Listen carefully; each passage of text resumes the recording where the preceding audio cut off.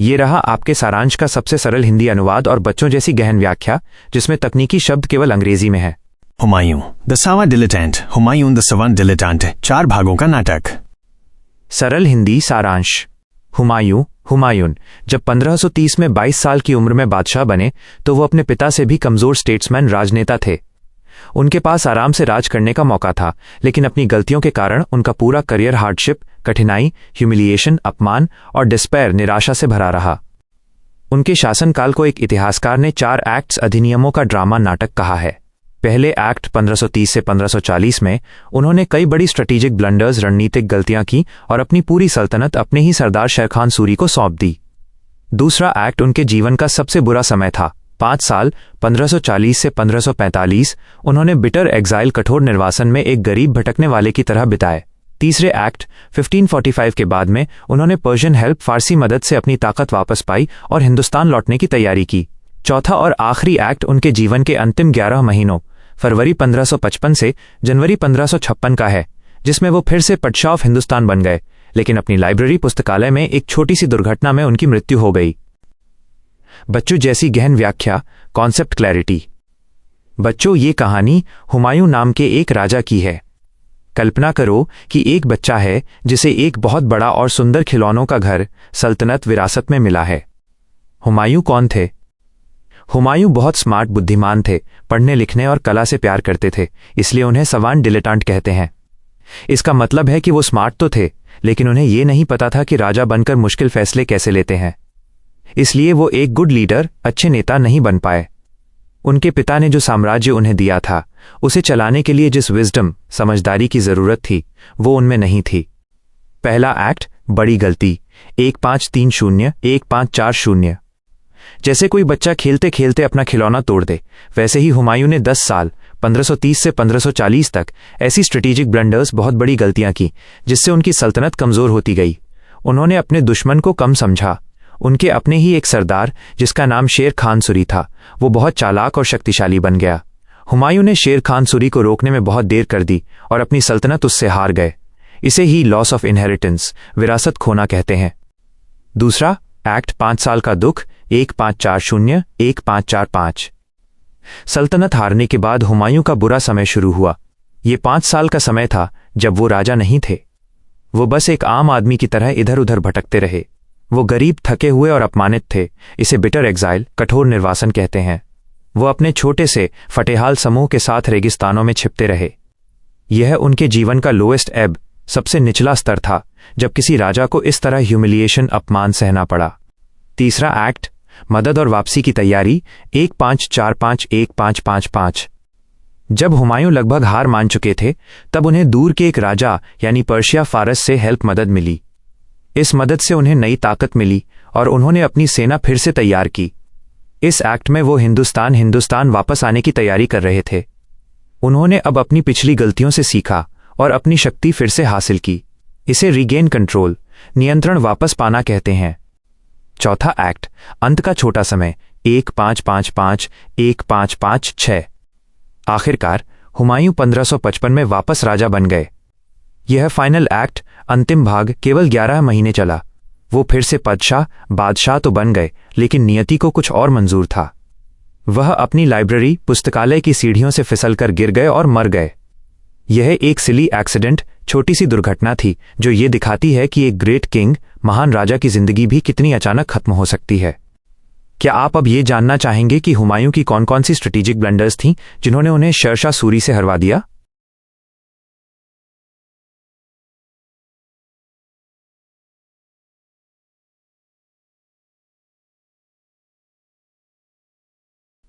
यह बहुत बढ़िया है। मैं आपकी मदद करूंगा ताकि आपके कॉन्सेप्ट्स, अवधारणाएं एकदम स्पष्ट हो जाएं। हम इस पाठ को सबसे सरल हिंदी में समझेंगे और जो जरूरी टेक्निकल वर्ड्स, तकनीकी शब्द हैं, उन्हें इंग्लिश में ही रखेंगे। हुमायूं का अद्भुत किंतु समस्याग्रस्त व्यक्तित्व, Humayun's amazing but problematic personality. यह सारा पाठ एम्परर हुमायूं, सम्राट हुमायूं के बारे में है, जिनका पर्सनालिटी, व्यक्तित्व बहुत ही रिमार्केबल, असाधारण था, लेकिन शायद थोड़ा पैथोलॉजिकल, रोगग्रस्त भी था। हुमायूं में बहुत सारी अच्छी बातें थीं। वो ब्रेव, बहादुर, हाईली एजुकेटेड, बहुत पढ़े लिखे, विटी, हाजिर जवाब, जनरस, उदार, काइंड, दयालु और ज्यादातर समय मर्सिफुल, दयावान भी थे। यानी एक इंसान के तौर पर वो बहुत अच्छे थे, लेकिन उनमें कुछ डेंजरस डिफेक्ट्स, खतरनाक दोष भी थे जिनकी वजह से वो राजा बनने के लिए अनस्यूटेड, अयोग्य थे। इसका मतलब है कि उनके अंदर की कमजोरियों के कारण वो एक बड़े साम्राज्य को ठीक से नहीं चला पाए। भाइयों के प्रति खतरनाक प्रेम, dangerous love for brothers. Humayun का स्वभाव बहुत जेंटल, विनम्र था और उनकी सबसे बड़ी और प्यारी कमजोरी ये थी कि वो अपने धोखेबाज भाइयों के प्रति सेंटिमेंटल फीलिंग्स, भावनात्मक लगाव रखते थे। उनके भाई ट्रेचरस, विश्वासघाती थे, यानी वे उन्हें धोखा देते थे और उन्हें राजा नहीं मानते थे। आमतौर पर भाइयों से प्यार करना अच्छी बात होती है, एमिएबल ट्रेट, लेकिन हुमायूं के मामले में ये जानलेवा था। इसे लेखक ने सुइसाइडल मैसोकिज्म, आत्मघाती दुखवाद जैसा कहा है, यानी वो खुद को ही जानबूझकर खतरे में डालते थे। उनके भाइयों ने उन्हें टाइम एंड अगेन बार बार धोखा दिया और जान से मारने की भी कोशिश की, मगर हर बार हुमायूं ने उनके बड़े से बड़े अपराधों, ब्लेटेंट ट्रांसग्रेशंस को फॉरगिव, माफ कर दिया। इस माफी का नतीजा ये होता था कि वो himself and his next of kin, खुद को और अपने परिवार को नए खतरे में डाल देते थे। वो समझते ही नहीं थे कि उनके भाई कितने खतरनाक हैं और उन्हें माफ करना कितनी बड़ी गलती थी। आलस्य और नशे की लत, लेजीनेस एंड एडिक्शन। भाइयों के प्रति प्रेम के अलावा हुमायूं की एक और बड़ी कमजोरी थी उनका अनबिलीवेबली लेजी, अविश्वसनीय रूप से आलसी होना। एक इतिहासकार, क्रॉनिकलर, ने इसे थोड़ा इज्जत से कहा था कि वो dispose to spend his time in social intercourse and pleasure, अपना समय सामाजिक मेल जोल और सुख सुविधा में बिताना पसंद करते थे। एक बार की बात है जब उनके पिता बाबर ने उन्हें दूर के प्रांत बदख्शान का गवर्न शासन करने भेजा, तो हुमायूं ने अपने पिता को बार बार पत्र लिखकर भीख मांगी, बिसीचिंग कि उन्हें काम से रिटायर, छुटकारा होने दिया जाए, क्योंकि उन्हें वो जगह पसंद नहीं थी। इस पर उनके पिता बाबर ने उन्हें बहुत सिवियरली रेप्रिमेंडेड, कड़ाई से डांटा और कहा कि retirement matches not with rule, शासन करने वाले को आराम करना शोभा नहीं देता।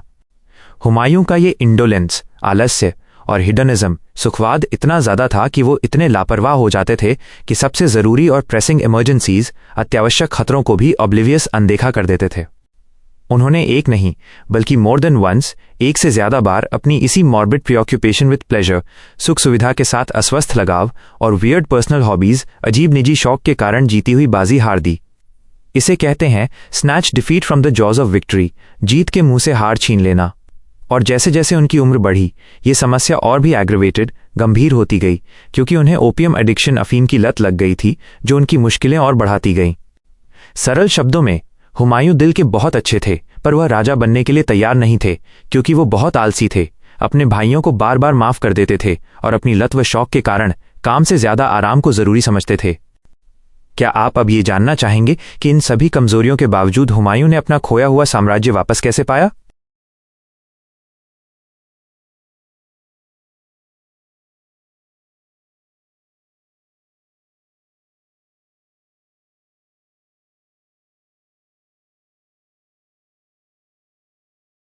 जरूर, मैं आपको मुगल बादशाह हुमायूं के बारे में सब कुछ एकदम सरल हिंदी में समझाता हूं, जैसे आप एक छोटे बच्चे हैं। हम हर बात को गहराई से समझेंगे ताकि आपके सारे कॉन्सेप्ट्स एकदम साफ हो जाएं। हुमायूं, अंधविश्वास और सनक, सुपरस्टिशन एंड ऑब्सेशन।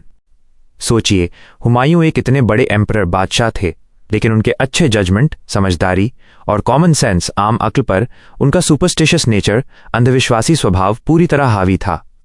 गैस्कॉइन नाम के एक हिस्टोरियन, इतिहासकार, ने भी कहा कि उनका अंधविश्वास तो उनके जमाने में भी अजीब था। अगर आज के डॉक्टर, साइकाइट्रिस्ट उन्हें देखते तो शायद कहते कि उन्हें severe obsessive compulsive disorder, OCD है। यह एक ऐसी मेंटल कंडीशन, मानसिक स्थिति है जिसमें इंसान को बार बार एक ही काम एक खास तरीके से करने की आदत हो जाती है। छोटे छोटे नियम, जैसे हुमायूं कभी भी किसी इमारत में बायां पैर, लेफ्ट फुट, पहले नहीं रखते थे। अगर कोई दरबारी ऐसा करता था तो हुमायूं उसे तुरंत बाहर भेजकर दायां पैर, राइट फुट, पहले रखने को कहते थे। यह एक तरह का रिचुअल, रस्म था जो उन्हें करना जरूरी लगता था। तीरों से फैसला, वो अपना पूरा आफ्टरनून, दोपहर बर्बाद कर देते थे ये जानने में कि उनका भविष्य क्या है। वो अपने नाम का और अपने दुश्मन, जैसे पर्शियन शाह के नाम का एरो, तीर हवा में चलाते थे। फिर तीर किस एंगल, कोण पर और किस जगह गिरे, ये देखकर दोनों मोनार्क्स, राजाओं के भविष्य के बारे में प्रेडिक्शन, भविष्यवाणी करते थे। किसानों के नाम पर युद्ध। सबसे अजीब बात यह थी कि देश पर हमला, इन्वेजन करना या कोई बहुत जरूरी स्ट्रेटेजिकली इंपॉर्टेंट डिसीजन, रणनीतिक फैसला लेना भी वह न्यूमरोलॉजी, अंक ज्योतिष के आधार पर करते थे। अगर रास्ते में कोई किसान पेजेंट मिल जाता तो उसके नाम के अक्षरों का न्यूमेरिकल वैल्यू संख्यात्मक मान निकालकर उस पर मेजर डिसीजन निर्भर करते थे। दिव्यांग तरीकों पर निर्भरता, वह कोई भी बड़ा काम एस्ट्रोलॉजी, ज्योतिष, न्यूमरोलॉजी और डिविनेशन, भविष्य जानने के तरीके के बिना करने का सोचते भी नहीं थे। हैरानी की बात यह है कि ये सारे एब्स्ट्रूस, जटिल गहरे तरीके कभी भी रिलायबल रिजल्ट, भरोसेमंद परिणाम नहीं देते थे, पर हुमायूं को इसकी जरा भी फिक्र नहीं थी। हुमायूं, ज्ञान और आविष्कार, नॉलेज एंड इन्वेंशंस। इतने सुपरस्टिशियस होने के बावजूद हुमायूं एक बहुत ही इंटेलिजेंट, बुद्धिमान और एजुकेटेड पढ़े लिखे इंसान थे। किताबों से प्यार, जब भी उन्हें समय मिलता, अगर वह हरम शाही परिवार का हिस्सा में या ओपियम अफीम के नशे में नहीं होते थे तो वो कोई कंट्रैप्शन, अजीब मशीन या उपकरण बनाने का काम करते थे। वो बहुत फीवरिशली, तेजी से, उत्सुकता से ड्राइंग नक्शा बनाते और कैलकुलेटिंग गणना करते थे। ज्ञान का भंडार, या फिर वो अपनी लाइब्रेरी, पुस्तकालय में बैठकर वोरेशियसली बहुत तेजी से किताबें पढ़ते थे। उन्हें कई आर्केन मैटर्स, गहरे और रहस्यमय विषय का बहुत बड़ा ज्ञान था। सेलेस्टियल बॉडीज, आकाशीय पिंडों की चाल, स्टार्स, प्लैनेट्स, मेटल्स, धातुओं और प्रेशियस स्टोन्स, कीमती पत्थरों की खूबियां, फूलों, जड़ी बूटियों, हर्ब्स और पौधों के बारे में, 4 एलिमेंट्स, 4 तत्वों माइनस आग, पानी, हवा, पृथ्वी और उनका अरबिक अल्फाबेट, अरबी अक्षरमाला से रिश्ता, अजीबोगरीब आविष्कार। उन्होंने कई कॉम्प्लिकेटेड इन्वेंशंस, जटिल आविष्कार और कंट्रैप्शंस, उपकरण बनाए जिनका प्रैक्टिकल यूज, रोजमर्रा का इस्तेमाल अक्सर डाउटफुल, संदिग्ध होता था। उन्होंने पोर्टेबल ब्रिजेस, ऐसे पुल जिन्हें कहीं भी ले जा सकें, से लेकर फ्लोटिंग पैलेस, पानी पर तैरने वाला महल तक बनाया। ज़ोडिएक टेंट, उन्होंने एक बहुत बड़ा टेंट तंबू बनवाया जिसमें 12 पार्टीशंस, 12 हिस्से थे। ये 12 हिस्से ज़ोडिएक साइंस, राशि चक्रों के हिसाब से थे। इस टेंट में खास लैटिस ओपनिंग्स, जालीदार छेद थे जो एकदम सही जगह पर थे ताकि कॉरेस्पॉन्डिंग स्टार्स, संबंधित सितारों की रोशनी सीधे अंदर आ सके। इससे पता चलता है कि उन्होंने एस्ट्रोलॉजी और इंजीनियरिंग को मिला दिया था। ग्रहों वाला कालीन, उन्होंने एक विशाल गोल कार्पेट कालीन भी बनवाया। इस पर सर्कल्स, गोले बने थे जो प्लैनेट्स, ग्रहों के ऑर्बिट्स, परिक्रमा पथ को दिखाते थे और अलग अलग कलर्स, रंग, एलिमेंट्स, तत्वों को दिखाते थे। कोर्ट गेम, वो इस कालीन पर एक अजीब खेल खेलते थे। हुमायूं एक थ्रोन, सिंहासन पर बैठकर सन सूर्य के सर्कल पर बैठते थे। बाकी दरबारी उस प्लैनेट के पास खड़े होते थे जो एस्ट्रोलॉजिकली उनसे जुड़ा होता था। खेल में एक पासा डाइस इस्तेमाल होता था जिस पर अलग अलग पोजीशंस, मुद्राएं बनी होती थीं, जैसे खड़े होना, बैठना, लेटना। हर कोई पासा फेंकता और वही मुद्रा बनाता जिससे सब हंसते थे। अंतिम उद्देश्य, हंसी मजाक के बाद हुमायूं इस कॉन्स्टलेशन, ग्रहों की स्थिति पर एस्ट्रोलॉजिकल सिग्निफिकेंस, ज्योतिषीय महत्व बताते और उसे past, present and future events, भूतकाल, वर्तमान और भविष्य की घटनाओं से जोड़ते थे। दरबारी इस खेल को नापसंद करते थे लेकिन प्रिटेंड दिखावा करते थे कि उन्हें यह बहुत पसंद है ताकि एम्परर नाराज न हो जाएं। यह दिखाता है कि हुमायूं एक कॉन्ट्रडिक्टरी पर्सनालिटी, विरोधाभासी व्यक्तित्व थे, एक साथ साइंटिस्ट, वैज्ञानिक और सुपरस्टिशियस, अंधविश्वासी। क्या आप अब हुमायूं के हिस्टोरिकल टाइमलाइन, ऐतिहासिक समय रेखा के बारे में जानना चाहेंगे या उनके किसी इन्वेंशन के बारे में और गहराई से समझना चाहेंगे?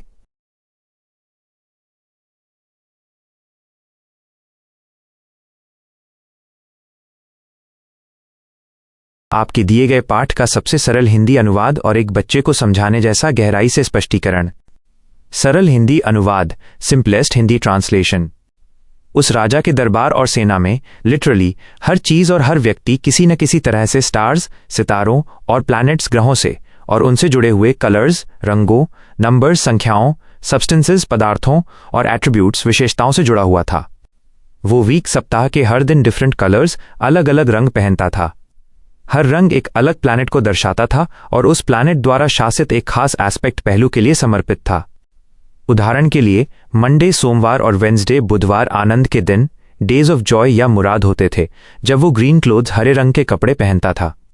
इन दिनों पुराने साथी और चुने हुए दोस्त बुलाए जाते थे और म्यूजिशियंस, संगीतकारों और सिंगर्स, गायकों का एक समूह बुलाया जाता था और वे सभी अपनी इच्छाओं में संतुष्ट होते थे। अबुल फजल बताते हैं कि इस उद्देश्य के लिए इन दिनों को नियुक्त करने का कारण ये था कि मंडे मून चंद्रमा का दिन है और वेंसडे मर्क्यूरी, बुध का। इसलिए ये उचित था कि इन दिनों वो मून जितने सुंदर यंग मैन, युवाओं के साथ रहे और स्वीट सॉन्ग्स, मीठे गाने और डिलाइटफुल म्यूजिक, सुखद संगीत सुने। संडे, रविवार, जो सन, सूर्य का दिन है, जो स्काई, आकाश का सॉवरेन या शासक है, और ट्यूसडे, मंगलवार, मार्स, मंगल का दिन है, जो युद्ध और सोल्जियरी, सैनिकों का पेट्रन या संरक्षक है, को वो गवर्नमेंट अफेयर्स, सरकारी मामलों यानी दौलत या एम्पायर के लिए समर्पित करता था और क्रमशः येलो पीले और रेड लाल कपड़े पहनता था। सैटरडे शनिवार सैटर्न शनि का दिन है जिसका जुड़ा हुआ रंग ब्लैक काला है, और थर्सडे गुरुवार जुपिटर बृहस्पति का दिन है। रंग सैंडलवुड ब्राउन या चंदन भूरा को धर्म और सीखने रिलीजन एंड लर्निंग के लिए समर्पित किया जाता था, जिसे सआदत शुभता की व्यापक कैटेगरी श्रेणी में रखा गया था। अंत में फ्राइडे शुक्रवार सभी मामलों के लिए खुला दिन था। बच्चे की तरह गहराई से स्पष्टीकरण, in depth explanation like a kid. राजा और सितारों का खेल, the king and the game of stars. क्या तुम्हें पता है बेटा, पुराने जमाने में एक राजा था जो स्टार्स सितारों और प्लैनेट्स ग्रहों को बहुत बहुत इंपॉर्टेंट जरूरी मानता था। वो मानता था कि ये प्लैनेट्स हमारी दुनिया की हर चीज को चलाते हैं, जैसे किसी खिलौने को चाबी देना। इसलिए उसने अपनी पूरी जिंदगी को इन प्लैनेट्स के हिसाब से बांट दिया था। जैसे तुम अपनी किताबों को अलग अलग सब्जेक्ट्स के लिए अलग अलग कॉपीज में रखते हो, वैसे ही राजा ने वीक सप्ताह के हर दिन को एक अलग प्लैनेट को दे दिया था। संडे दे दिया सन सूर्य को, जो प्लैनेट्स का राजा है। मंडे दे दिया मून चंद्रमा को, जो रात में चमकता है। ट्यूसडे दे दिया मार्स मंगल को, जो सोल्जर्स का हीरो है। वेंसडे दे दिया मर्क्यूरी बुध को, जो बहुत क्लेवर है। थर्सडे दे दिया जुपिटर बृहस्पति को, जो नॉलेज देता है। फ्राइडे दे दिया वीनस शुक्र को, जो शायद फन के लिए है। सैटरडे दे दिया सैटर्न शनि को, जो थोड़ा सीरियस है। हर दिन एक नया रंग, एक नया काम, a new colour, a new task every day. राजा ने सोचा कि अगर वो प्लैनेट के बताए हुए रंग पहनेगा तो उसे उस प्लैनेट की सुपर पावर मिल जाएगी। आनंद और मस्ती के दिन, days of joy and fun, Monday और वेंसडे। ये दिन जॉय, खुशी और फन मस्ती के थे, जैसे तुम्हारी छुट्टी का दिन। कलर रंग, ग्रीन हरा। प्लैनेट्स मून चंद्रमा और मर्क्यूरी बुध। काम टास्क, राजा ब्यूटीफुल सुंदर और क्लेवर लोगों से मिलता था। स्वीट सॉन्ग्स, मीठे गाने सुनता था और खूब हैप्पी रहता था, क्योंकि मून सुंदरता का और मर्क्यूरी क्लेवर बातों का प्लैनेट है। राजपाट और वीरता के दिन, days of government and bravery, Sunday और ट्यूसडे। ये दिन सीरियस काम के थे, जैसे जब तुम्हारे पापा ऑफिस जाते हैं। कलर रंग, येलो पीला संडे को और रेड लाल ट्यूसडे को। प्लैनेट्स सन सूर्य और मार्स मंगल। काम टास्क, राजा गवर्नमेंट का काम करता था, यानी एम्पायर साम्राज्य को संभालता था। सन तो राजा है ही, और मार्स सोल्जर्स सैनिकों का प्लैनेट है, इसलिए रेड रंग ब्रेवरी दिखाता है। सीखने और शुभता के दिन, days of learning and auspiciousness, Saturday और थर्सडे। ये दिन लर्निंग सीखने और गुड लक अच्छे भाग्य के थे, जैसे तुम्हारा स्कूल का दिन। कलर रंग, ब्लैक काला सैटरडे को और सैंडलवुड ब्राउन चंदन भूरा थर्सडे को। प्लैनेट्स सैटर्न शनि और जुपिटर बृहस्पति। काम टास्क, राजा रिलीजन धर्म और नॉलेज ज्ञान की बातें करता था, क्योंकि जुपिटर सबसे वाइज बुद्धिमान प्लैनेट है और सैटर्न डिसिप्लिन सिखाता है। इसे उन्होंने सादात शुभता कहा। सब कुछ के लिए खुला दिन, open day for everything. Friday task, इस दिन राजा कोई भी काम कर सकता था, जैसे तुम फ्राइडे को कुछ भी प्लान कर सकते हो।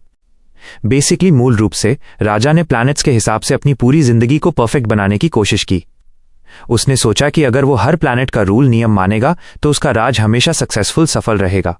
क्या आप जानना चाहेंगे कि मॉडर्न साइंस, आधुनिक विज्ञान इन प्लैनेट्स के बारे में क्या कहता है, या किसी और हिस्टोरिकल रूलर, ऐतिहासिक शासक के बारे में जो एस्ट्रोलॉजी ज्योतिष में विश्वास करता था?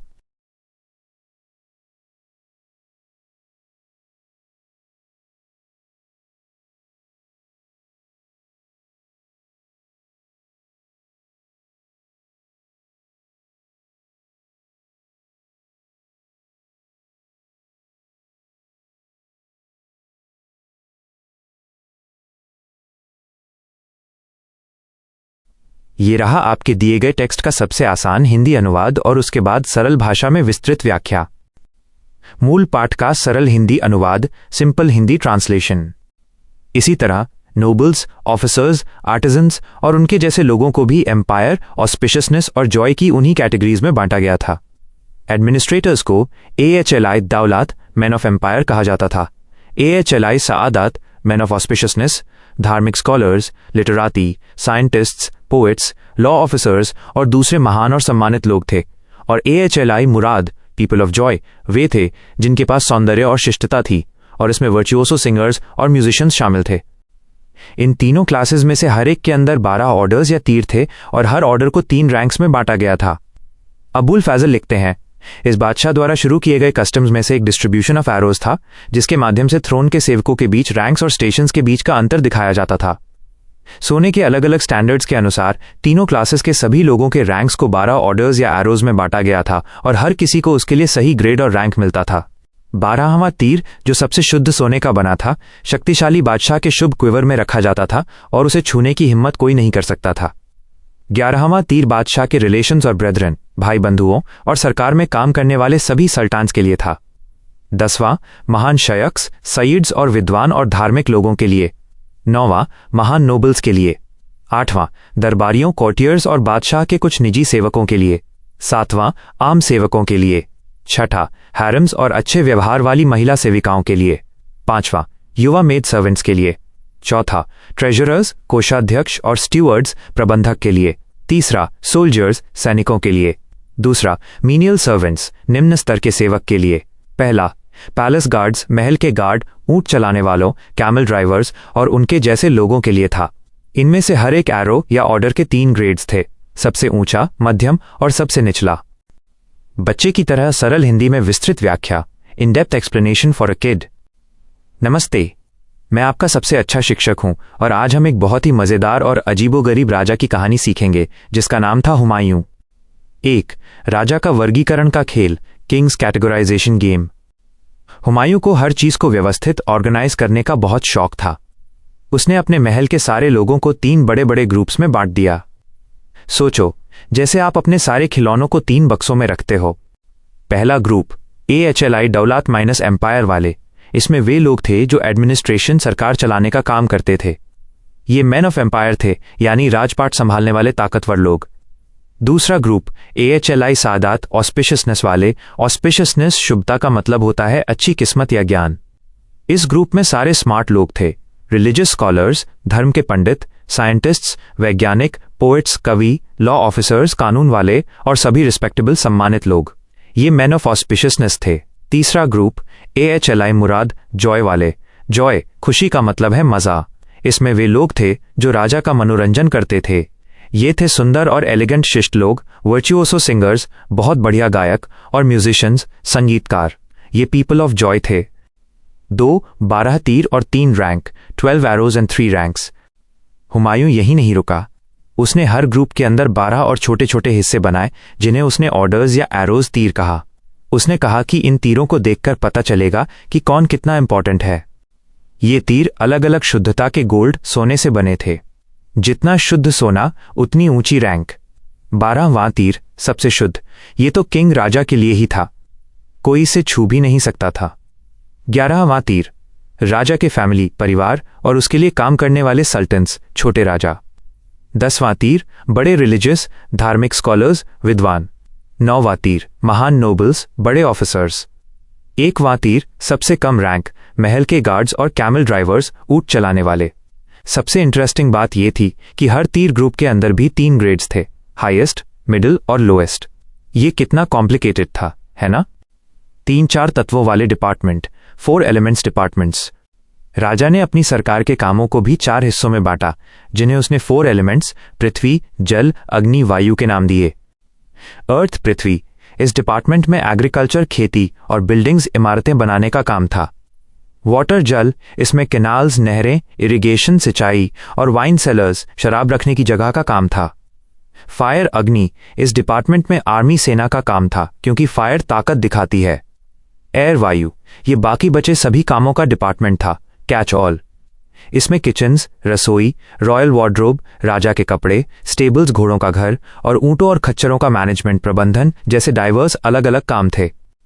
4 इस सिस्टम का बड़ा दोष, the big flaw of the system.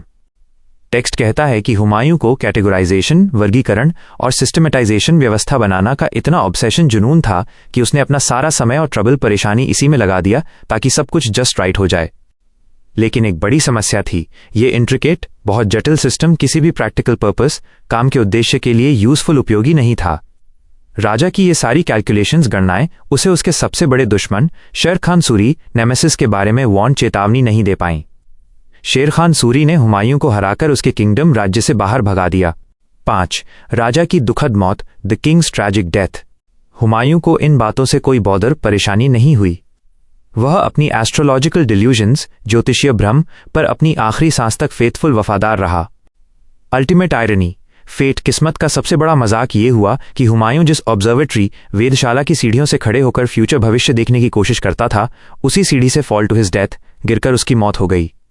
आपके कॉन्सेप्ट्स अब क्रिस्टल क्लियर होने चाहिए। हुमायूं एक महान राजा था जिसे सिस्टम से प्यार था, भले ही वे प्रैक्टिकल ना हों। क्या आप हुमायूं या शेर खान सूरी के बारे में और जानना चाहेंगे?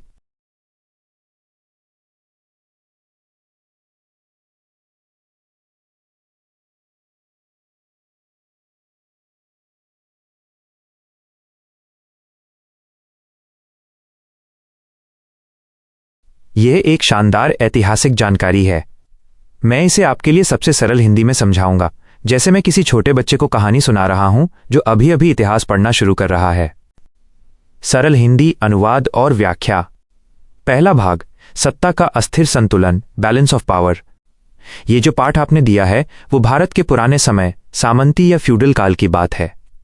इसका सबसे जरूरी हिस्सा ये था कि सब कुछ अस्थिर था, यानी कुछ भी शांत या टिकाऊ नहीं था। मुगल साम्राज्य के बहुत अच्छे समय को छोड़कर, जो कुछ ही सालों के लिए था, भारत के मुस्लिम राजाओं का पूरा इतिहास एक लगातार उतार चढ़ाव था। राजा और बड़े राज्य बनते बिगड़ते रहते थे। ये इतिहास लगातार लड़ाइयों, विद्रोहों, लोगों का सरकार के खिलाफ उठना, जीत और हार का एक लंबा सिलसिला था। दूसरा भाग, बार बार टूटते वादे। इस समय में एक ही चीज बार बार होती थी। 1. गठबंधन अलायंस बनते थे और तुरंत टूट जाते थे। जैसे बच्चे खेल में टीम बदलते हैं, वैसे ही राजा अपने दोस्त, गठबंधन बदल देते थे। 2. जो बड़े बड़े राज्य बहुत मजबूत लगते थे, वे भी कुछ सालों, महीनों या कभी कभी तो हफ्तों में ही टूटकर बिखर जाते थे। हालात हमेशा एक जैसे रहते थे। जब कोई नया और ताकतवर राजा आता तो छोटे स्थानीय राजा झुककर कहते, हम आपको मानते हैं। लेकिन जैसे ही वो बड़ा राजा उस इलाके से वापस जाता तो ये छोटे राजा तुरंत फिर से आजाद होने का ऐलान कर देते थे, या फिर बड़े राजा के अपने गवर्नर, इलाके के मैनेजर ही उससे अलग हो जाते थे, या किसी विदेशी दुश्मन के साथ मिलकर अपने ही बॉस, ओवरलॉर्ड को हटा देते थे। तीसरा भाग, अस्थिरता के 2 बड़े कारण। ये सब क्यों होता था? इसके 2 मुख्य कारण थे। कारण 1, राजनीति और भरोसे की कमी। सबसे पहली बात, भारत के मुस्लिम नेताओं के बीच ये बात तय नहीं थी कि सत्ता का असली मालिक कौन होगा। कोई एक ऐसा नियम या व्यक्ति नहीं था जिसे सब मानते हों। पहले मुगल बादशाह बाबर और उनके बेटे हुमायूं के पीछे कोई एक देश या एक मजबूत कौम नहीं थी। उनकी सेनाएं ईरान, पर्शियन, तुर्कमान, अफगान और उज़्बेक जैसे अलग अलग इलाकों के युद्ध के सरदार, वॉरलॉर्ड्स का एक ढुलमुल सा समूह थीं। ये सरदार सिर्फ तभी तक वफादार रहते थे जब तक उनका खुद का फायदा होता था। जो आज वफादार दोस्त था वो अगले ही दिन सबसे बड़ा दुश्मन बन जाता था। कारण 2, दूरी और लालच। दूसरी बात, इसका कारण बहुत आसान और जमीनी था, इलाके की विशालता, जियोग्राफी और कमजोर संचार। जब राजा कोई जंग जीतता था और इनाम के तौर पर जमीनें, फीएफ्स अपने सरदारों को बांट देता था तो दूरी और लालच अपना बुरा काम करना शुरू कर देते थे। वो इनाम पाया हुआ सिपाही अब एक गवर्नर बन जाता था। वो अपने इलाके में एक शानदार महल और दरबार बनाता था। अचानक असली बादशाह एक पुरानी याद जैसा लगने लगता था। सोचिए, जब बादशाह के संदेशवाहक को उस दूर के राज्य तक पहुंचने में कई दिन या हफ्ते लग जाते थे तो बादशाह कितना दूर लगता होगा। गवर्नर के लिए शाही खजाने, इंपीरियल रेवेन्यूज में से पैसा चोरी करना कितना आसान हो जाता होगा। और जब पहली बार चोरी करने पर कोई सजा नहीं मिलती थी तो पूरा पैसा खुद ही रख लेने का लालच कितना बढ़ जाता होगा। चौथा भाग, हुमायूं की विरासत। यही वो खतरनाक और अस्थिर माहौल था जो हुमायूं को अपने पिता से विरासत में मिला था। उसे पता था कि कोई भी जीत पक्की नहीं है और कोई भी इलाका हमेशा के लिए जीता नहीं जा सकता। जिस पल वो गद्दी पर बैठा, राजा बना, वो जानता था कि उसे कभी न कभी अपने राज्य को बचाने के लिए लड़ना ही पड़ेगा, और इतिहास गवाह है कि हुमायूं को ऐसा बार बार करना पड़ा। ये कहानी हमें सिखाती है कि इतिहास में सत्ता को बनाए रखना जीत से भी ज्यादा मुश्किल होता है। क्या आप हुमायूं की कहानी सुनना चाहेंगे कि कैसे उन्होंने अपना खोया हुआ राज्य वापस जीता?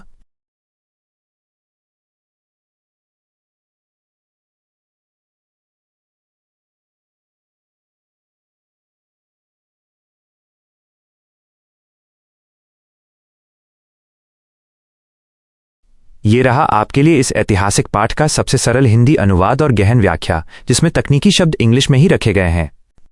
पड़ोसी दुश्मन और पारिवारिक समस्याएं। पहला भाग, सबसे खतरनाक पड़ोसी।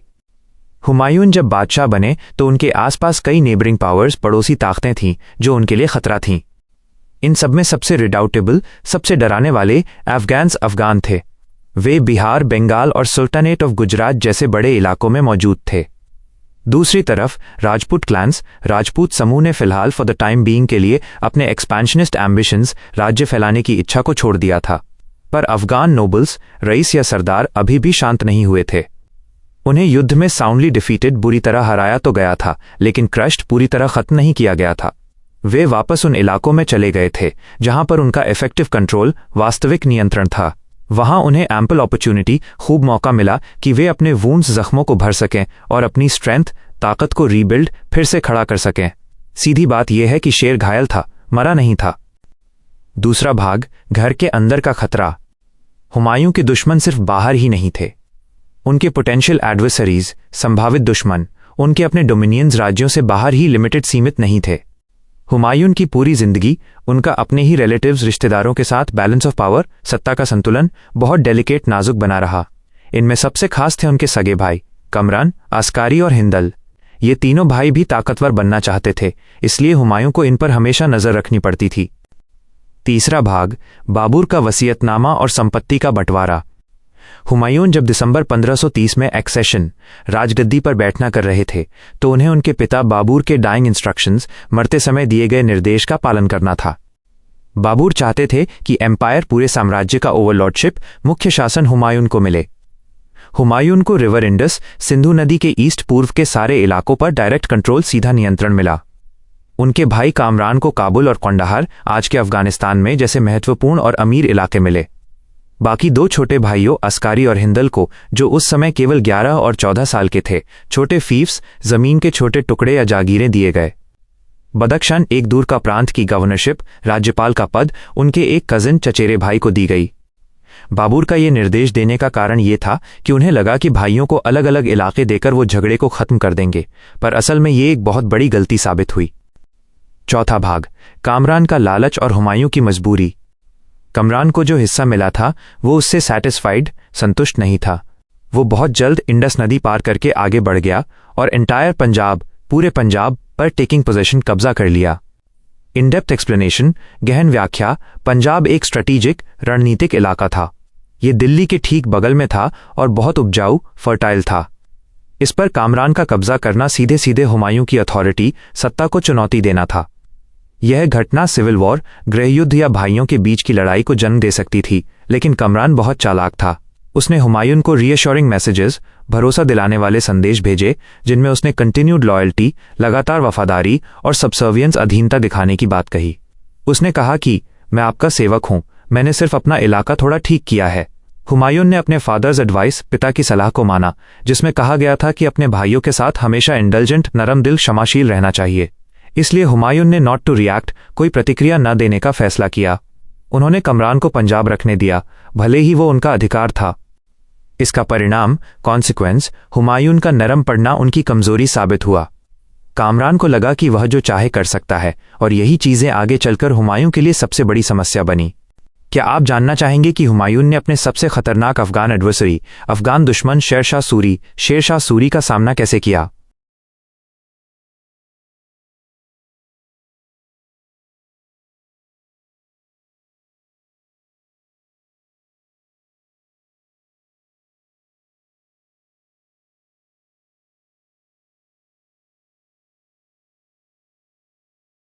ये रहा आपके लिए इस ऐतिहासिक पाठ का सबसे सरल हिंदी अनुवाद और गहन व्याख्या, जिसमें तकनीकी शब्द इंग्लिश में ही रखे गए हैं।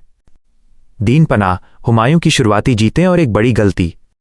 पहला भाग, शुरुआती शांति और छोटे विद्रोह। हुमायूं जब बादशाह बने तो शुरू के कुछ महीने रादर पीसफुली, काफी शांति से गुजरे। उनके दो कजिन्स, चचेरे भाइयों मोहम्मद जमान मिर्जा और मोहम्मद सुल्तान मिर्जा ने अटेम्प्टेड रिबेलियन, विद्रोह करने की कोशिश की थी, लेकिन हुमायूं ने इसे इजीली सबड्यूड, आसानी से दबा दिया। उन दोनों कल्प्रिट्स, दोषियों को हुमायूं ने पार्डोन, माफ कर दिया और उनकी जागीर्स, जमींदारियां या जागीरें, जिसे फीफ्स भी कहते हैं, उन्हें वापस दे दी गईं। गहन व्याख्या, ये हुमायूं का नरम दिल होना दिखाता है। पिछले पाठ में आपने देखा था कि उन्होंने अपने भाई कमरान को भी माफ कर दिया था। ये उनकी इंडल्जेंट, नरम, क्षमाशील नीति थी, लेकिन इतिहास बताता है कि ताकतवर दुश्मनों को माफ करना एक राजा के लिए हमेशा अच्छा नहीं होता। दूसरा भाग, अफगानों का उदय और दादरा की लड़ाई। लेट 1531 तक ये थोड़ी बहुत रिलेटिव काम, सापेक्षिक शांति खत्म होने लगी। बिहार में अफगान नोबल्स, अफगान सरदार एक बार फिर एकजुट हो गए थे।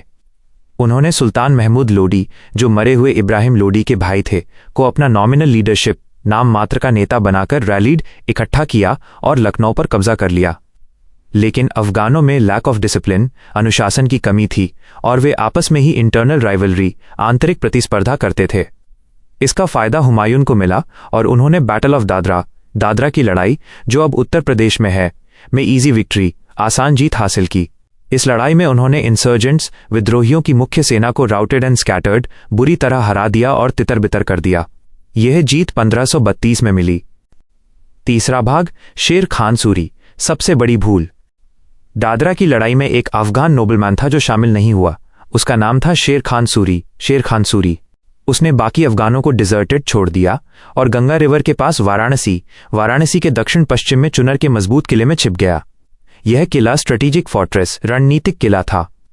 हुमायूं ने पहले उस किले पर भी लेड सीज, घेराबंदी शुरू की, लेकिन शेर खान सूरी ने बहुत मीकली सबमिटेड, विनम्रतापूर्वक समर्पण किया और हुमायूं का ओवरलॉर्डशिप, मुख्य शासन स्वीकार कर लिया। शेर खान सूरी ने हुमायूं को बातों में फंसा लिया और हुमायूं उसकी बात मानकर आगरा लौट आए। सबसे बड़ी विडंबना, आयरनी, हुमायूं को जरा भी शक नहीं हुआ कि ये ऑब्सीक्वियस, अत्यधिक विनम्रता दिखाने वाला मामूली अफगान कुछ ही सालों बाद उन्हें kick him out of India, Bharat से खदेड़ बाहर कर देगा। यही शेर खान बाद में शेरशाह सूरी के नाम से मशहूर हुआ। हुमायूं ने अपने सबसे बड़े दुश्मन को छोड़ दिया, जो उनकी सबसे बड़ी गलती साबित हुई। चौथा भाग, दीनपना, एक नया शहर। इस बीच सेंट्रल हिंदुस्तान, मध्य हिंदुस्तान में वापस आकर हुमायूं ने अगस्त 1533 में दिल्ली में एक बिल्कुल नए कैपिटल, राजधानी शहर की फाउंडेशन स्टोन, आधारशिला रखी। इस शहर का नाम दीनपना रखा गया, जिसका मतलब है रेफ्यूज ऑफ रिलीजन, धर्म का आश्रय। हुमायूं चाहते थे कि यह शहर स्कॉलर्स, विद्वानों और क्लेरिक्स, धर्मगुरुओं के लिए खुला हो, जो all Islamic denominations and sects, इस्लाम के सभी संप्रदायों और शाखाओं से आते हों। यह नीति उज़्बेक खान्स की स्टॉन्चली सुन्नी, कट्टर सुन्नी नीतियों और पर्शियन शास की फैनाटिकली शिया, कट्टर शिया नीतियों से बिल्कुल अलग थी। यह इनिशिएटिव पहल हुमायूं के broad mindedness in religious matters, धार्मिक मामलों में खुले विचारों के लिए एक ट्रिब्यूट, श्रद्धांजलि सबूत थी। यह दिखाता है कि हुमायूं एक सहिष्णु राजा थे। यह पहल फॉरबोर्डेड पूर्वाभास कराती है कि उनका बेटा और अगला बादशाह अकबर कुछ दशकों बाद फार रीचिंग रिफॉर्म्स, दूरगामी सुधार लाएगा। क्या आप शेरशाह सूरी के बारे में अधिक जानना चाहेंगे, जिसने हुमायूं को भारत से बाहर निकाल दिया था?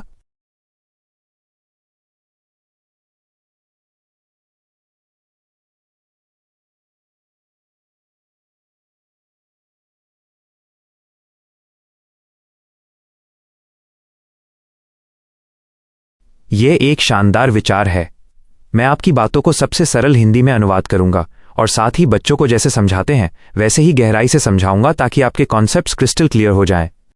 यहां आपके दिए गए पाठ का सबसे सरल हिंदी अनुवाद और विस्तृत व्याख्या है। हुमायूं और बहादुर शाह, एक ऐतिहासिक कहानी। पहला भाग, एक नई चुनौती का उदय, new challenge and opponent. Gujarat में हुमायूं को जो नई शांति और आराम मिला था, दुख की बात है कि वो बहुत कम समय के लिए रहा, शॉर्ट लिव्ड। हुमायूं का अगला ओपोनेंट, दुश्मन सुल्तान बहादुर शाह था। यह गुजरात का एम्बिशियस अफगान राजा था। गुजरात एक छोटा लेकिन बहुत वेल्थी, धनवान और तेजी से पावरफुल किंगडम, शक्तिशाली राज्य बन रहा था। यह राज्य उन सभी अफगान वॉरलॉर्ड्स, अफगान सरदार के लिए एक सुरक्षित जगह, रेफ्यूज बन गया था, जो पूरे हिंदुस्तान भारत में हुमायूं से नाराज थे, डिसग्रंटल्ड।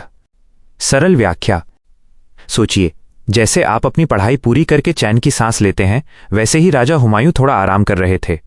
पर तभी उनके सामने एक नया, बहुत ही उत्साहित, एम्बिशियस राजा आ गया, जिसका नाम बहादुर शाह था। बहादुर शाह गुजरात का राजा था। गुजरात भले ही छोटा था, पर उसके पास बहुत पैसा था। ये जगह उन सारे नाराज, बड़े बड़े अफगान कमांडरों, वॉरलॉर्ड्स को पनाह, रेफ्यूज दे रही थी, जो हुमायूं के शासन से खुश नहीं थे। जैसे ही ये नाराज लोग बहादुर शाह से मिले, बहादुर शाह और भी ताकतवर बन गया। दूसरा भाग, हुमायूं का जबरदस्त पीछा, ट्रायम्फेंट परस्यूट। बहादुर शाह ने सबसे पहले सदर्न राजपुताना में राजपूतों के कई मजबूत फोर्ट्रेसेस, किले पर कब्जा किया। अब वो पूरे हिंदुस्तान पर अपनी लालची निगाहें, कविटस आइज डाल रहा था। गुजराती अफगान फोर्सेस, गुजरात और अफगान की सेना, तो यहां तक कि हुमायूं की राजधानी आगरा के आसपास के इलाकों, एनवायरन्स में भी घुस गए थे। लेकिन उन्हें जल्दी ही खुद को बचाव की स्थिति, ऑन द डिफेंसिव में लाना पड़ा और भागने, रिट्रीट के लिए मजबूर होना पड़ा। हुमायूं, जो उस समय जीत रहा था, ट्रायम्फेंट और जोश से भरा था, एनर्जेटिक, दुश्मन का पीछा करते हुए गुजरात के समुद्र तट, गुजरात कोस्ट तक, अरेबियन सी, अरब सागर तक पहुंच गया। सरल व्याख्या: बहादुर शाह ने पहले आसपास के राजपूत किलों को जीतना शुरू किया।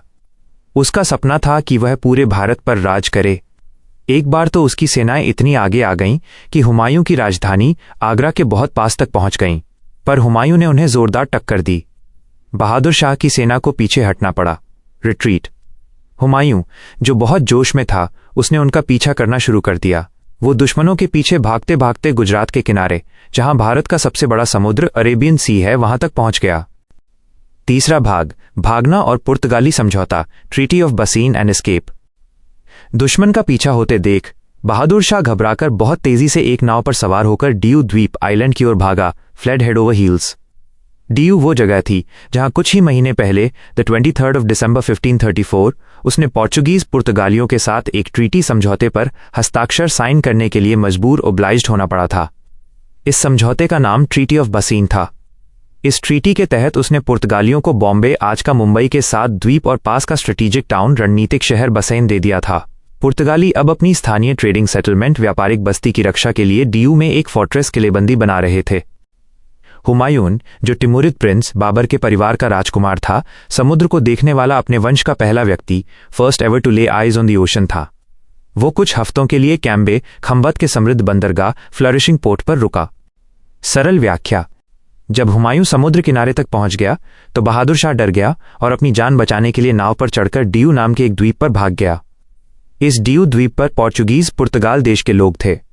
बहादुर शाह ने अपनी जान बचाने के लिए कुछ महीने पहले उनसे एक बहुत बड़ा और जरूरी समझौता, ट्रीटी ऑफ बसीन, किया था। इस समझौते में उसने बॉम्बे, मुंबई और बासीन वसई की जमीन पुर्तगालियों को देनी पड़ी थी। ये सौदा बहादुर शाह ने इसलिए किया ताकि पुर्तगाली उसे हुमायूं से बचाएं। पुर्तगाली अपनी सुरक्षा के लिए डियू पर एक किला, फोर्ट्रेस बना रहे थे। हुमायूं के परिवार, टिमुरिड वंश में हुमायूं पहला राजकुमार था जिसने इतनी बड़ी समुद्र की लहरों को अपनी आंखों से देखा। वो थोड़ी देर के लिए खंभात, कैम्बे के बहुत बिजी और अमीर बंदरगाह पर रुका। चौथा भाग, चंपानेर का साहसिक कब्जा, चैंपनर कैप्चर एंड ग्रेव एरर। इसके बाद हुमायूं का ध्यान इनलैंड, अंदरूनी फोर्ट्रेस चंपानेर पर गया। लोगों का कहना था कि गुजरात का सारा बड़ा शाही खजाना, इमेंस रॉयल ट्रेजर, यहीं छिपा हुआ है। 1535 में 4 महीने तक घेराबंदी, सीज करने के बाद हुमायूं ने किले को एक साहसी commando style night action, commando शैली के रात के हमले में जीत लिया। इस एक्शन में हुमायूं ने खुद एलीट ट्रूप्स, सबसे बेहतरीन सैनिकों का नेतृत्व पर्सनली लेड किया, जो लोहे की कीलों, आयरन स्पाइक्स को चट्टानों और ईंटों, रॉक्स एंड मेसनरी में ठोककर दीवार पर चढ़ गए थे। बहादुर शाह भले ही अपने क्राउन ज्वेल्स, राजसी गहने और खजाने का एक छोटा हिस्सा डियू ले गया था, फिर भी हुमायूं को मिली लूट, स्पॉइल सबकी उम्मीदों, एक्सपेक्टेशन से कहीं ज्यादा थी। हुमायूं ने अपने सैनिकों पर दिल खोलकर तोहफे बांटे, शावरिंग विद लाविश रिवॉर्ड्स। लेकिन यहीं हुमायूं ने एक बहुत बड़ी गलती की। उसने जीती हुई जमीन को मजबूत करने, कंसोलिडेटिंग द कॉन्क्वेस्ट की चिंता करने के बजाय बहुत बड़ी बड़ी और महंगी पार्टियों, सम्पचुअस सेलिब्रेशंस में खो गया। यह उसकी कई गंभीर स्ट्रेटेजिक एरर्स, रणनीतिक गलतियों में से पहली गलती थी, जिसने आखिरकार उसे अपना थ्रोन, राजगद्दी खोने के लिए मजबूर कर दिया। सरल व्याख्या: हुमायूं ने अब चंपानेर किले पर ध्यान दिया, जहां बहुत बड़ा शाही खजाना, रॉयल ट्रेजर, छिपा था। 1535 में 4 महीने की लड़ाई, सीज के बाद हुमायूं ने एक बहुत ही बहादुर तरीके से रात में हमला करके किला जीत लिया। सोचिए, हुमायूं खुद अपने सबसे अच्छे सैनिकों, एलीट ट्रूप्स को लेकर लोहे की कीलों को दीवार में गाड़ता गया और ऊपर चढ़ गया। उन्हें इतना खजाना मिला कि किसी ने सोचा भी नहीं था। जीत के बाद हुमायूं बहुत खुश हुआ और अपने सैनिकों पर खूब पैसा और तोहफे बरसाए, पर उसने यहां एक बहुत बड़ी गलती कर दी। एक राजा को जीतने के बाद तुरंत उस जगह पर अपना शासन मजबूत करना चाहिए, पर हुमायूं ने ऐसा नहीं किया। वो बड़ी बड़ी पार्टियां, सेलिब्रेशंस करने और मजे करने में लग गया। ये उसकी सबसे पहली और सबसे बड़ी स्ट्रेटेजिक एरर, सोची समझी गलती थी। इसी गलती की वजह से वो बाद में अपना सारा राज्य और अपनी राजगद्दी, थ्रोन भी हार गया। क्या आप जानना चाहेंगे कि हुमायूं की ये पहली स्ट्रेटेजिक एरर इतनी बड़ी क्यों थी और उसने गुजरात पर जीत को कैसे खो दिया?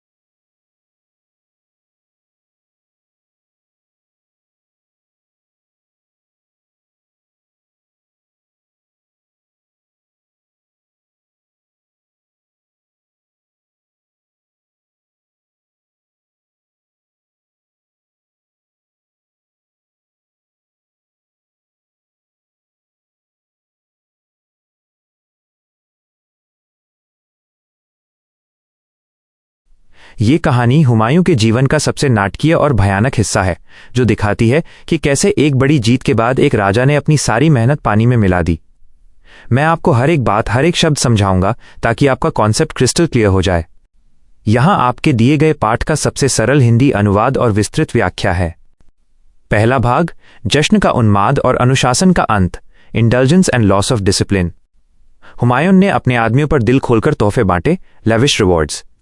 इसके बाद उन्होंने जीती हुई जमीन को सुरक्षित और मजबूत करने, कंसोलिडेटिंग द कॉन्क्वेस्ट की चिंता किए बिना बहुत बड़ी और शानदार दावतों, सम्पचुअस सेलिब्रेशंस में खो जाना पसंद किया। यह उसकी कई गंभीर स्ट्रेटेजिक एरर्स, रणनीतिक गलतियों में से पहली थी, जिसने आखिरकार उसे अपनी राजगद्दी थ्रोन से हाथ धोना पड़ा। यह जश्न जरूर बहुत बड़ा रहा होगा। हुमायूं के विजयी मुगल कैंप, मुगल शिविर में डिसिप्लिन, अनुशासन पूरी तरह से खत्म हो चुका था। अबुल फैजल, जो अकबर, हुमायूं का बेटा का मशहूर मंत्री और इतिहास लिखने वाला क्रॉनिकलर था, उसने लिखा है कि लगभग 400 छोटे मोटे सेवक, लो रैंकिंग कैंप फॉलोअर्स थे, जैसे किताबें उठाने वाले, बुक बेरर्स, हथियार संभालने वाले, आर्मर बेरर्स, दवात रखने वाले, इंकहॉर्न बेरर्स आदि। सरल व्याख्या। सोचिए, राजा हुमायूं ने चैंपनर में इतना बड़ा खजाना जीता था कि उसने अपने सैनिकों को इतना सारा पैसा दिया कि सब पागल हो गए। जीत के बाद उसे तुरंत उस नए राज्य पर अपना कंट्रोल, नियंत्रण जमाना चाहिए था, पर उसने ऐसा नहीं किया। वह बहुत बड़ी बड़ी पार्टियां करने लगा। ये उसकी सबसे बड़ी स्ट्रैटेजिक एरर थी। पार्टी इतनी जोरदार थी कि फौज के अंदर सारे नियम कानून टूट गए, सारे डिसिप्लिन खत्म हो गए। एक इतिहासकार अबुल फैजल ने लिखा है कि करीब 400 आदमी, जो असल में सैनिक नहीं थे बल्कि सेवक थे, जैसे राजा की स्याही की दवात उठाने वाला, किताबें रखने वाला, वे सब शराब पीकर, कोपियस अमाउंट ऑफ अल्कोहल, इतने ज्यादा जोश में आ गए। दूसरा भाग, सेवक बने योद्धा और राजा का क्रोध, एमेचर्स एंड राथ। अपने पूर्वज तिमूर के बहादुरी भरे कारनामों से प्रेरित, इंस्पायर्ड होकर और शराब के नशे में in low ranking camp followers ने अचानक हिम्मत जुटाई, girt up their loins of courage, और दक्कन के बड़े सल्तनेट्स राज्यों को जीतने के लिए निकल पड़े। ये एक मजाकिया और खतरनाक हरकत थी। इन अति उत्साही ओवरजेलस एमेचर्स को पकड़ने के लिए हुमायूं को 1000 असली अनुभवी योद्धा, बैटल हार्डन वॉरियर्स भेजने पड़े। वे जल्दी ही पकड़ लिए गए और गले और हाथ बंधे हुए, बाउंड नेक एंड हैंड, वापस दरबार में घसीट कर लाए गए। उनका दुर्भाग्य ये था कि वो मंगलवार, ट्यूसडे का दिन था, एक ऐसा दिन जब हुमायूं मंगल ग्रह मार्स से जुड़ा लाल रंग का कपड़ा, रेड वेस्टा पहनता था और throne of Wrath and vengeance, क्रोध और प्रतिशोध की गद्दी पर बैठता था। सरल व्याख्या। शराब और जीत के जोश में इन 400 सेवक आदमियों ने कहा, चलो अब हम भी योद्धा बनते हैं और दक्षिण भारत के बड़े बड़े राज्यों को जीत लेते हैं। ये एक बहुत ही मजाकिया, बचकानी और खतरनाक हरकत थी। हुमायूं को हंसी नहीं आई, उसे गुस्सा आया। उसने अपनी 1000 बेहतरीन फौज भेजकर उन सबको पकड़वाया। उन सब की किस्मत खराब थी। उस दिन ट्यूसडे था। हुमायूं का एक अजीब नियम था। वो मंगलवार को लाल कपड़े पहनकर बहुत कड़क न्याय, जस्टिस करता था। इसे throne of Wrath and vengeance, क्रोध की गद्दी कहते थे, यानी आज सजा बहुत भयानक होने वाली थी। तीसरा भाग, संपूर्ण न्याय और भयानक सजाएं, complete justice and harsh punishments. Abul Fazal लिखते हैं कि हर अपराधी को उसकी किस्मत के हिसाब से और संपूर्ण न्याय, कंप्लीट जस्टिस की जरूरतों के हिसाब से सजा मिली। यह कंप्लीट जस्टिस इतना भयानक था कि 1. कुछ लोगों को तो पहाड़ जैसे बड़े एलिफेंट्स, हाथियों के पैरों के नीचे कुचलवा दिया गया, ट्रॉडन अंडर द फीट। 2. कुछ जो बहुत अपमानजनक बातें कर रहे थे, carried their heads beyond the line of respect, उन्हें सिर काटकर सजा, removal of the burden of their heads दी गई। 3. कुछ जिन्होंने बगावत के विचारों पर ताली बजाई थी, clapped their hands eight seditious thoughts, उनके हाथ और पैर काट दिए गए, हैंडलेस एंड फुटलेस। 4. कुछ जिन्होंने राजा की आज्ञाओं को नहीं सुना था, not kept their ears for the royal commands, उनके कान और नाक काट दिए गए। 5. और कुछ जिन्होंने केवल गलत काम करने का इरादा ही बनाया था, led the finger tip of intent on the edge of misfeasance, उनकी सभी फिंगर्स, उंगलियां काट दी गईं। ये सजाएं हुमायूं के यूजुअली माइल्ड स्टैंडर्ड्स, आमतौर पर नरम स्वभाव के हिसाब से बहुत ज्यादा कठोर, रिमार्केबली हार्श थीं, लेकिन फिर भी क्रोध की आग की लपटें निकल रही थीं। Fire of wrath was darting tongues of flame. सरल व्याख्या। हुमायूं ने जो सजाएं दी वो सुनकर आप चौंक जाएंगे। कुछ लोगों को हाथियों के पैरों के नीचे कुचल दिया गया, कुछ लोगों के सिर काट दिए गए, कुछ लोगों के हाथ और पैर काट दिए गए ताकि वे भाग न सकें और कभी बगावत न कर सकें। कुछ लोगों के कान और नाक काट दिए गए क्योंकि उन्होंने राजा की बात नहीं सुनी। हुमायूं को लोग एक नरम दिल का राजा मानते थे, पर उस दिन उसका गुस्सा इतना भयानक था कि उसने ये बहुत ही क्रूर सजाएं दी, पर उसका गुस्सा तब भी शांत नहीं हुआ था। चौथा भाग, इमाम की मौत और राजा का पछतावा, imam's fate and Humayun's regret. शाम की नमाज के समय एक इमाम, नमाज पढ़ाने वाला, ने एक बहुत बड़ी गलती कर दी। उसने कुरान का एक अध्याय सूरत अल-फिल, दी एलिफेंट, पढ़ दिया। हुमायूं ने सोचा कि इमाम जानबूझकर उन पर ताना मार रहा है, क्योंकि सूरा की शुरुआत में पूछा जाता है, क्या तुमने नहीं देखा कि तुम्हारे लॉर्ड मालिक ईश्वर ने हाथी वालों के साथ क्या किया? क्या उसने उनकी चाल को गुमराह नहीं कर दिया? हुमायूं ने इसे अपनी सजाओं पर एक गंभीर आलोचना, सिवियर क्रिटिसिज्म, और आने वाले युद्ध कैंपेन के लिए एक बुरा संकेत, ईविल प्रेसेज, माना। हुमायूं के आदेश पर उस इमाम को तुरंत एक हाथी के पैरों के नीचे कुचलवाकर मार डाला गया, ट्रैम्पल्ड टू डेथ। उसी शाम जब राजा का गुस्सा शांत हुआ, conflagration of the flames of wrath was stayed, Humayun को एहसास हुआ कि वो गरीब और लगभग अनपढ़ इमाम शायद कोई नुकसान नहीं पहुंचाना चाहता था, मेंट नो हार्म। तब उसे बहुत पछतावा हुआ, एक्सप्रेस्ड मच रिग्रेट, और उसने पूरी रात दुख में रोते हुए बिताई, spend the whole night in sorrow and weeping. सरल व्याख्या। शाम को नमाज का समय हुआ। एक इमाम मौलवी ने नमाज पढ़ाते समय कुरान का एक पाठ, सूरत अल-फिल, पढ़ा। इस पाठ में हाथी शब्द आता है। हुमायूं को लगा कि ये इमाम जानबूझकर उसे ताना मार रहा है और कह रहा है कि आज जो तुमने हाथी से लोगों को कुचलवाया है वो सही नहीं है। हुमायूं ने गुस्से में तुरंत उस बेचारे इमाम को भी हाथी के पैरों के नीचे कुचलवा दिया। लेकिन जैसे ही रात हुई और हुमायूं का गुस्सा शांत हुआ, उसे एहसास हुआ कि वो इमाम तो शायद अनपढ़ था और उसे पता ही नहीं था कि वो क्या पढ़ रहा है। उसे अपनी गलती पर बहुत पछतावा हुआ। हुमायूं पूरी रात दुखी रहा और रोता रहा। इस कहानी का सार, the essence of the story. यह घटना हुमायूं के चरित्र की सबसे बड़ी कमजोरी को दिखाती है। 1. रणनीतिक लापरवाही, स्ट्रेटेजिक नेग्लेक्ट, जीत के बाद सेलिब्रेशन में खो जाना और डिसिप्लिन खोना। 2. भावनात्मक अस्थिरता, इमोशनल इंस्टेबिलिटी, अत्यधिक क्रोध, रात से लेकर अगले ही पल अत्यधिक पछतावे और दुख, सॉरो एंड वीपिंग में डूब जाना।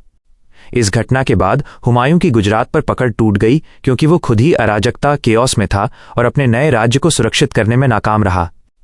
अब जब आपने हुमायूं की स्ट्रेटेजिक एरर्स को समझ लिया है, क्या आप जानना चाहेंगे कि इस गलती के कारण उसने गुजरात पर अपना नियंत्रण कैसे खो दिया और बहादुर शाह कैसे वापस आया?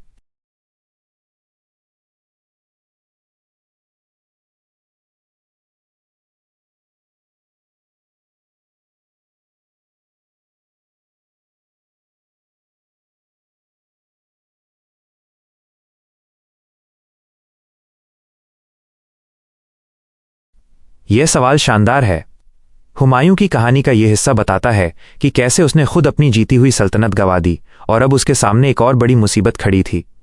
मैं आपको हर एक बात, हर एक शब्द समझाऊंगा ताकि आपका कॉन्सेप्ट क्रिस्टल क्लियर हो जाए और आप सर्वश्रेष्ठ बने। यहां आपके दिए गए पाठ का सबसे सरल हिंदी अनुवाद और विस्तृत व्याख्या है। हुमायूं की भूल और दूसरी बड़ी मुसीबत, Humayun's blunder and the next big trouble. पहला भाग, गुजरात की जीत को गंवाना, squandering the spoils of Gujarat. The Mughal army now made its triumphant entry into Ahmedabad, the capital city. It was the apogee of Humayun's military career. सरल हिंदी, मुगल सेना ने अहमदाबाद, राजधानी में जीत के साथ प्रवेश किया। ये हुमायूं के सैनिक जीवन का सबसे अपोजी, सबसे ऊंचा और शानदार पल था। But he could not afford to stay down in Gujarat. Worrisome messages kept coming in from Agra, reporting rebel activity in the north.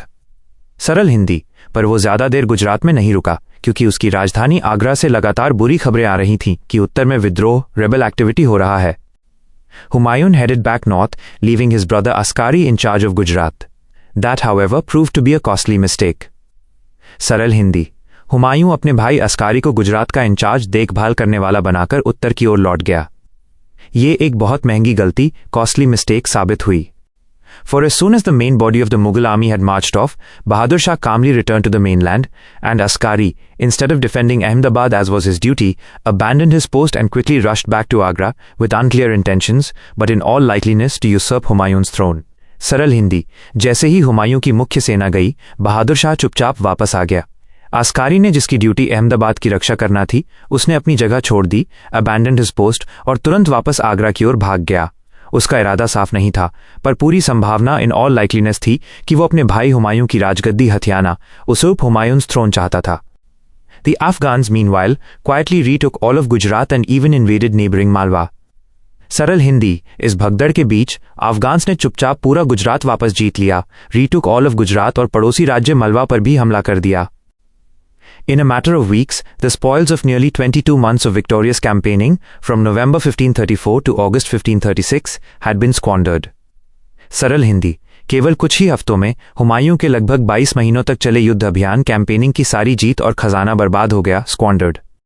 गहराई से व्याख्या।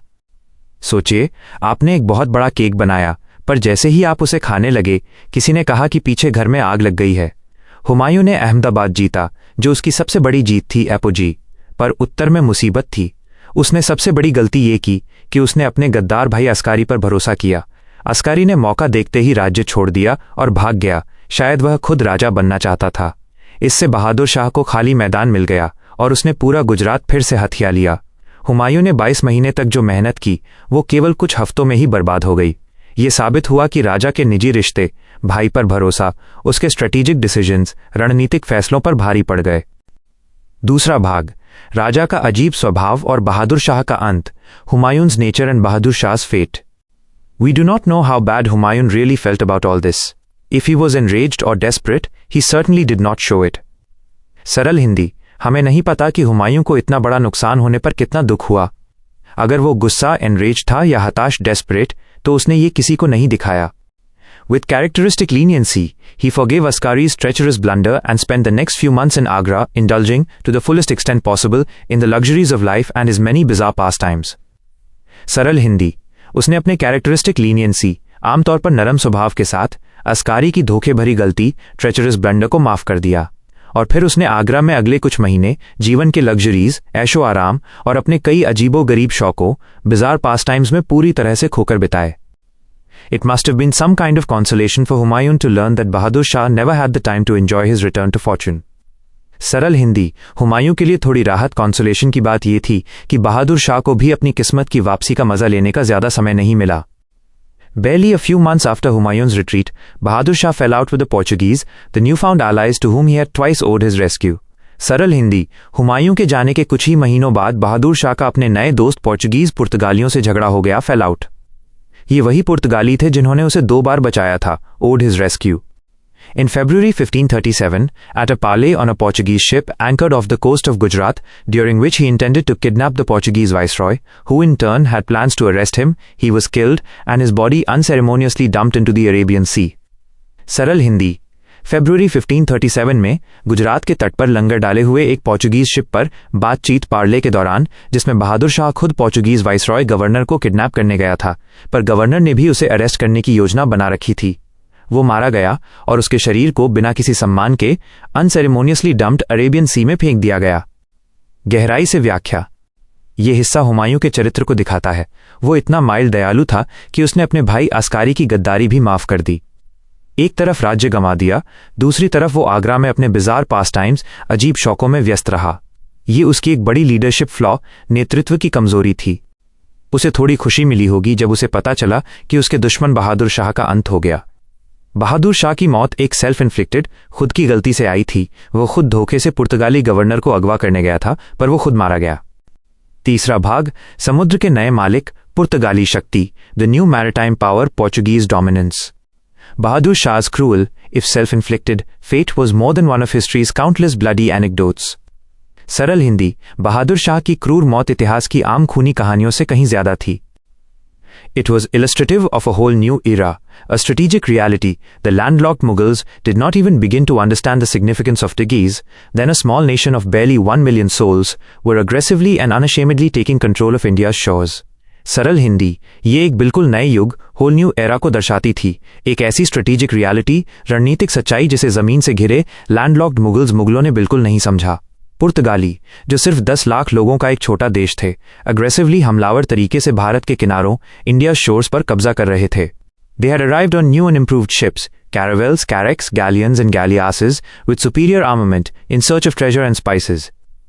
सरल हिंदी, वे नए और बेहतर जहाज़ों, शिप्स माइनस जैसे कैरावेल्स, गैलियंस आदि पर सुपीरियर आर्मामेंट, बेहतरीन हथियारों के साथ खजाने और मसालों की तलाश में आए थे। And they meant business. On the 3rd of February 1509, near the port of Diu, their small but powerful war fleet of merely 18 ships had annihilated an Egyptian Ottoman Gujarati armada of 250. सरल हिंदी, और वे गंभीर थे।